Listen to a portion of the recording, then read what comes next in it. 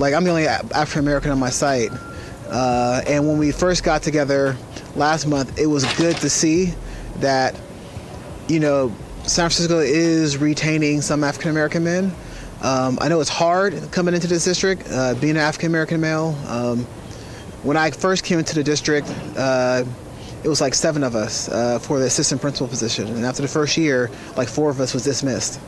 And the program was designed to keep people of color in the district. And so retention is huge in this district. I don't think it's been very successful, but to see the enthusiasm in their face and to get together, I think it's good when it comes to just encouraging each other to stick it out. Because I don't think there's a such thing as a perfect district, but I think community can help what's imperfect become perfect. A lot of times I just try to keep it real with the families. Sometimes I might keep it too real and the families might be a little bit shook by it, but I think being where I am now, and especially growing up in I grew up in Richmond. So, I mean, I've been pulled over by the police. I've been labeled. I've been, asking myself, am I going to make it out of this pullover or this situation? So it's letting students know that there is a consequence in life and you got to make the right decisions. A lot of times in a lot of schools, we try to let students of color sometimes say, hey, you can get away with anything. But I tell them, yeah, that might be inside these SFUSD walls, but outside these walls, understand life is real. And I want to see you guys have success within the school and also outside the school. So I think that's what Black educators bring to the school, is we're able to sit down and talk to students and be like, hey, what you just did won't fly outside of these walls. So, I mean, keeping it real with the students and also encouraging them to learn, because no matter what, education is a way out. Education is a way to bring yourself up and to bring your family up, past, present, and future.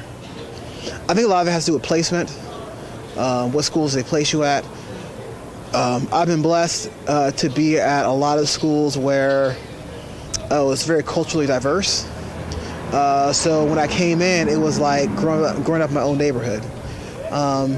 And if you're growing up in a culture or you're working in a culture diverse school, and you're able to connect with people that you can come to trust and will give you the honest truth no matter what situation is happening, you could end up making a career within the district. I've seen some great brothers be placed at some school sites that just didn't fit them. And a lot of times, even your administrator might not be there to support you because they might look at you as someone who might replace them.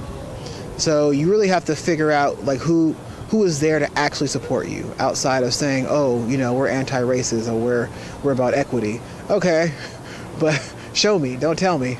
And so if you're placed at a right spot and you have the right support, whether it comes through your mentors, TLE or whatever, find a place. Don't just accept any particular placement. Go there, figure out whether it's made for you or meant for you. And I tell people I pray on it, and just hope that the place that I land is a place that I'm supposed to be. Yeah, right now the school I'm at, we have I think it's called Black to the Future, and we have a young African American, Isaiah. He comes in and he helps mentor African American boys in our school. And my goal, his goal, and our school's goal is to have them at least come to a point where they're able to respect each other. And I think with one more week in the school year, we've almost accomplished that goal. 3 or 4 kids who just weren't getting along together in the beginning are now seeing each other as maybe not necessarily friends, but as classmates. They're no longer antagonizing each other. Their competition on the playground, their competition in the classroom is now one that has a healthy outlook. And so we have a lot of encouragement with this going into next year when they come back. It's just continuing to foster that positive relationship, even though they're all super competitive, especially when it comes to basketball and football. I'm like, y'all can be competitive and realize that one day you might be on the same team. So keep that fire, keep that same energy, but at the same time, respect each other while you're doing it.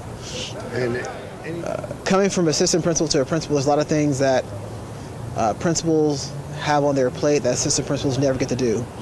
So every day this year was very humbling for me, coming into a school where nothing was planned before I got there and having to do it all from scratch.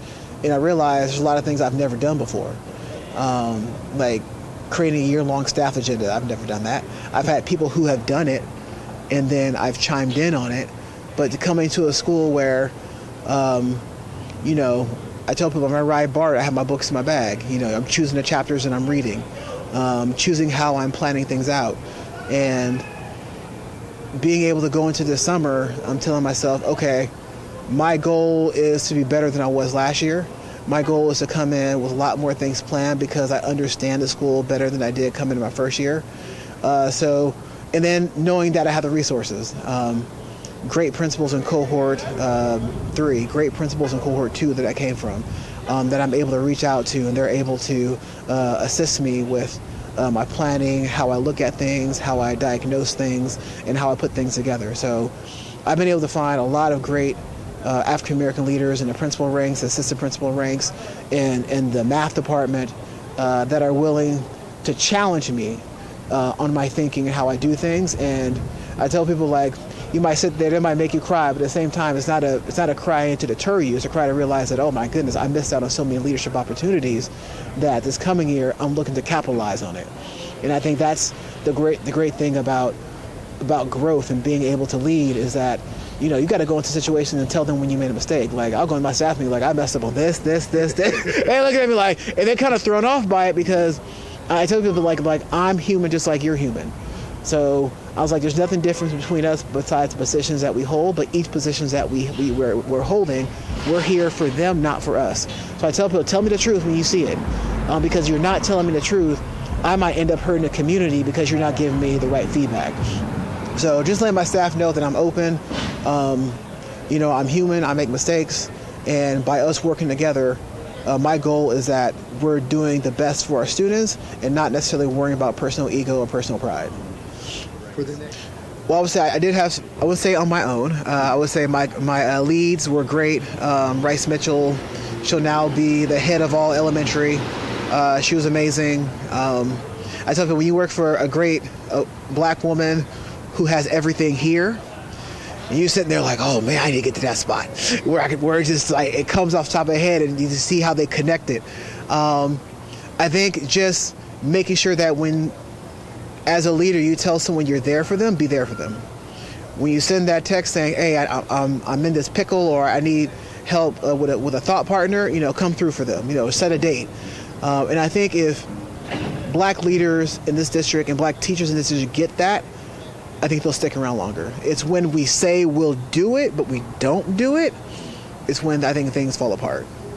So as long as that connection is kept, and black teachers, leaders aren't just say, hey, you're hired, here's your classroom, good luck, and we walk away, you know, I think I mean, people are leaving this field in droves, and there's only like 2% of black males in the world who are teachers, and I think we can do a lot better than that if we do have the right systems to support them, and the right system for us to come together and support each other.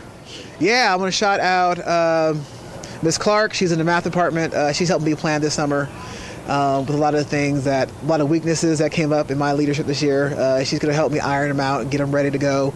Rice Mitchell, Michelle Chang, my clerk at my current site, Ms. Jen, she's amazing. There's been a lot of people along the way that have helped me, from becoming an intern to a fourth grade teacher to a special ed teacher to here in San Francisco. I mean, when it says it takes a community, yeah, it takes a community. And a lot of people are out there praying. I'm praying myself. So, I tell people, like, you know, it's not something that's all you, even though sometimes sitting at night up late, you think it is. But there's a lot of people who want to see black males succeed, and just find that community and hold on to them. Yeah. Thank you so much.